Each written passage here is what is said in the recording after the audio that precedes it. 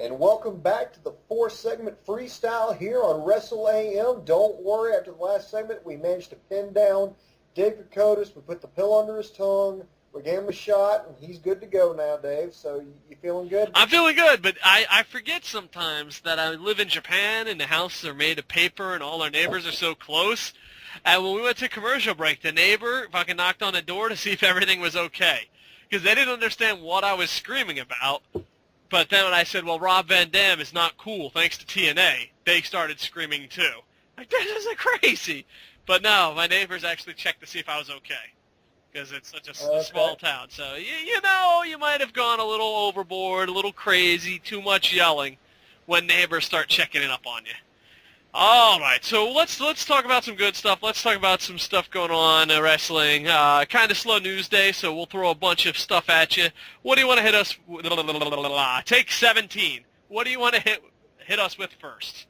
Let's talk about something good, something that I've actually started to enjoy. Let's talk about some Ring of Honor, man. I'll tell you, the summer of 2010 can be marked now as the summer I actually fell in love with wrestling again. Thank you, Ring of Honor. Thank you.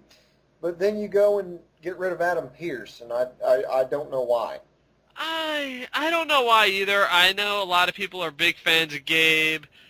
There's talks about Ring of Honor's hurting for money. I don't know if that's just haters talking or what the situation is. Well, I know the Briscoes have re-signed, so they can't be hurting that bad if they've got the Briscoes to re-sign. Yeah, I don't really know. I'm kind of talking out of just stuff I've read here and there.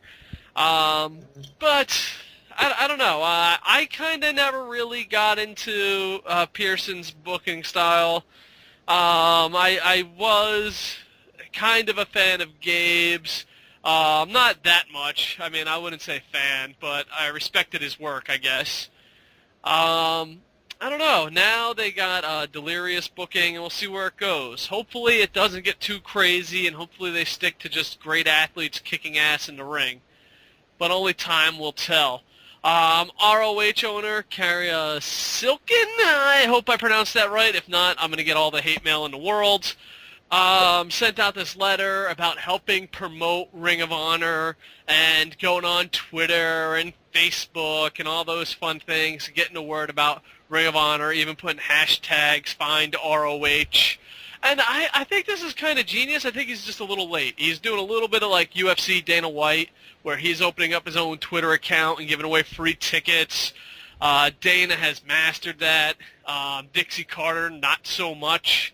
And I think Twitter is slowly but surely a way of finding out. And I like during the letter, he's like, if there's stuff you don't like, I want to hear that.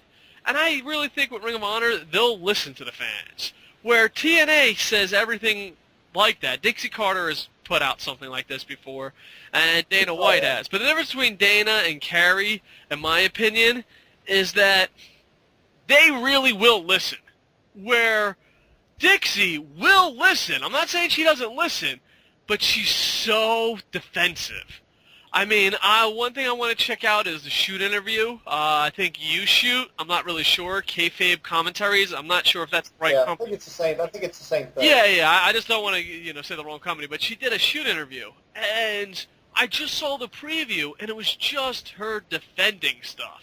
I read Vince Russo. Know the enemy. I read Vince Russo's book, and it's just him defending.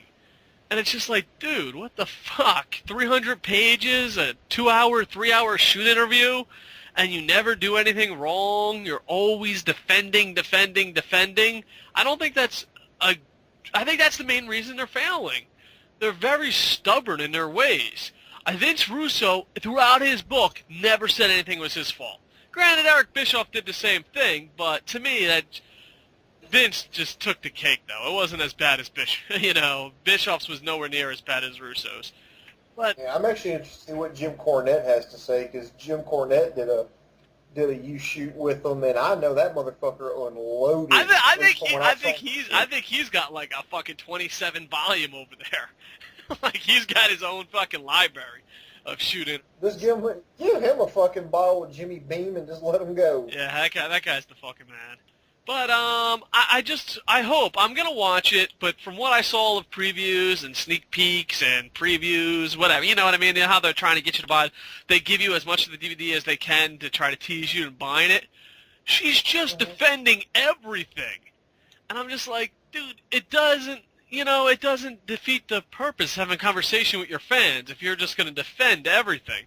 Listen to what they got to say. Maybe change. You don't have to change everything, but, a whole fucking book and you never did anything wrong, Russo? I'm looking forward to seeing the shoot interview, and it looks like you just defend Russo. One of the statements was she was talking to creative team, and if they say, if there's another fire Russo chant, we'll fire someone else. And I'm just like, are you fucking for real?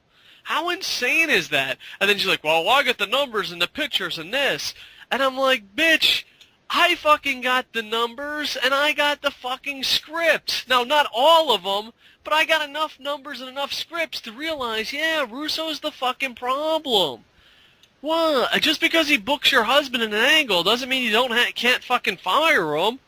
I mean, there was an internet script that was leaked to the internet, and they didn't change anything. It was the one where fucking what's his face? Fucking AJ Styles was a coward and talking about being remember he was on Team Angle, I think, at the time, and he was talking about being a high school wrestler, and he was scared, locked up in his room. AJ Styles, that angle was written by Vince Russo. We have proof. We have that show on the internet. We can go back. Then you can go see how the ratings did. So I just fucking think they're in denial. Maybe she loves Vince Russo. I don't fucking get it. But, fuck, man. But anyway, we're talking about ROH. Everything could lead back to masturbating and Dixie Carter. It all fucking comes full circle on this show. But I think unlike Dixie, just like Dana White, he'll listen to the fans.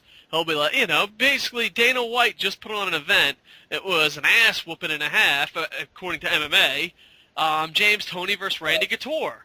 And if Dana was like, I don't want to see this shit, but the fans did. And he puts fights that he doesn't want to see or doesn't think is good, but, the fans want to see it. I could see Ring of Honor doing that. I could see, hey, I want to watch fucking Colt Cabana fucking dance with Delirious on fucking a pie. And they'd be like, fuck, dude, I got 800 tweets about this. Fuck it, put it out there.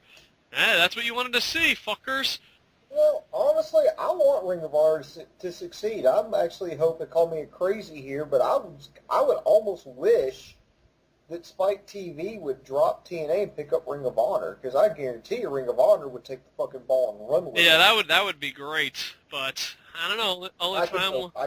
Yeah, we can dream, but it just shocks me, and I believe, UFC does an amazing job with Twitter. Dana White does an amazing job, and I'm not even saying for combat sports.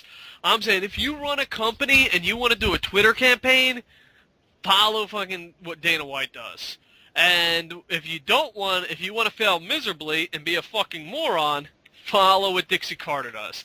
But I see ROH go more of the route of UFC and using social media the right way, not just going, you don't know anything, la la la la la la la la, to like 50,000 followers.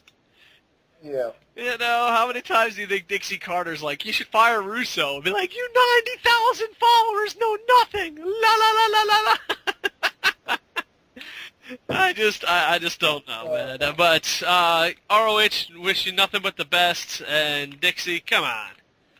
Come on. Oh, dude, how awesome would that be? I wonder if we could start a campaign or something. We'll get all our internet friends together. The Dixie Carter, come on campaign. Yes. No, I was like, that's actually pretty funny. But not even the Dixie Carter, come on, campaign. But, like, trying to get Ring of Honor on Spike instead of fucking the husband fucking wife drama bullshit. Man, I don't know. Which, I don't know. How could we get that started? Who knows? That'd be awesome. I wonder if Ring of Honor would get a higher rating than TNA would. I don't know. Oh, let's tell. What are Ring of Honor's ratings right now on HD Net? Oh, I imagine horrible.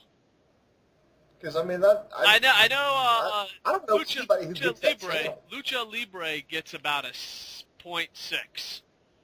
And that's on MTV2. And more people get MTV2 than Ring of Honor, you know? So, I don't know. I'm 0.1, 0.2, 0.3. I don't know, to be honest with you. We should probably look that up. But whatever it is, it should definitely be higher. It should be higher. And who knows? Maybe, maybe we're looking at this wrong. We're thinking TNA improves and changes the way WWE looks at shit. Maybe we got to see it as Ring of Honor needs to improve to change TNA to change WWE.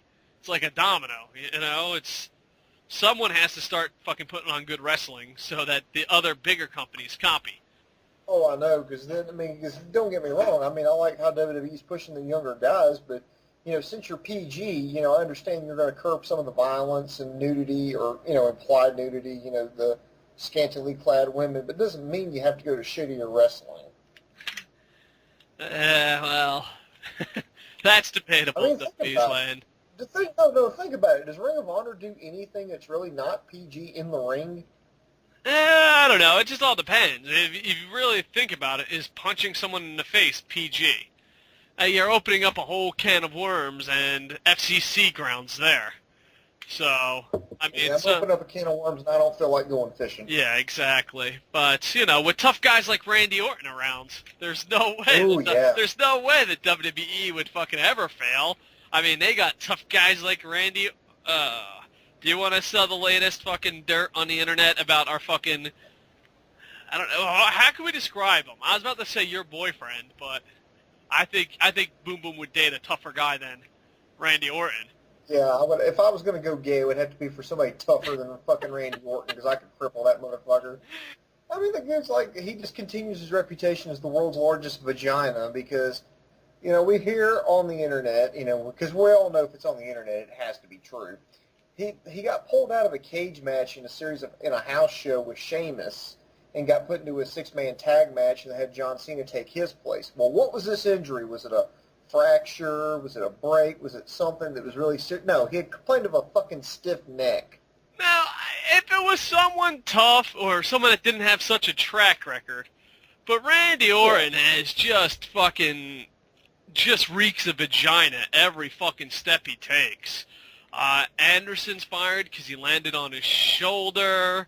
Other people... The Miz was too stiff. What was that? The last show we talked about, The Miz was too stiff. And they're building him up to be this fucking tough guy. And I don't understand it. Even, sometimes we're like, oh, we're internet people, we look way too much into it. I kind of want to dumb myself down to the average fucking idiot that only goes to a show when it comes in their town. You know what I'm saying? So, I want to be that idiot. If you accidentally listen to our show, and you're not super fucking geeky, over the top like us, and fucking watch 800 hours of wrestling every fucking week, and fucking bitch and complain about it because we're fucking douchebags, I don't want to talk to people like us. I want to talk to people that accidentally found this fucking audio clip, and just go to WWE when it's in their town. It's just I watch Raw every now and then, and I buy a t-shirt and take my kids to see John Cena every fucking, once a month, or, once every 3 months if you live in a big city. And I just want to ask you, why is Randy Orton tough? I know that fucking I expect, low-key and fucking tough motherfuckers like that, and, Japan stiff style. I'm a big fan of that. But I want to find someone that's not like me and is oh yeah, Randy Orton's a tough guy, and I just want to interview him. Be why is he tough? The King this week was he's the toughest guy ever! Ah! Boom, I know, That's the best Jerry Lawler impression ever. Well, it is. And he stunned him, and he's just sitting there pounding his chest and pounding shit and staring. And I'm just dude, how's that tough? Don't forget the staring. Yeah, he just stares and pounds and does nothing. What the fuck? He's not tough. He's not... I don't understand it, but that is my question. We're running out of time, but my open-end question is, not super crazy geeks like us, just normal people that accidentally watch wrestling every now and then, that are fans of Randy Orton. Randy Orton fans, step up. There's only 10 seconds. Step up and tell me why Randy Orton's tough. I don't see it. I don't. I see an Abercrombie and Fitch model acting like an idiot.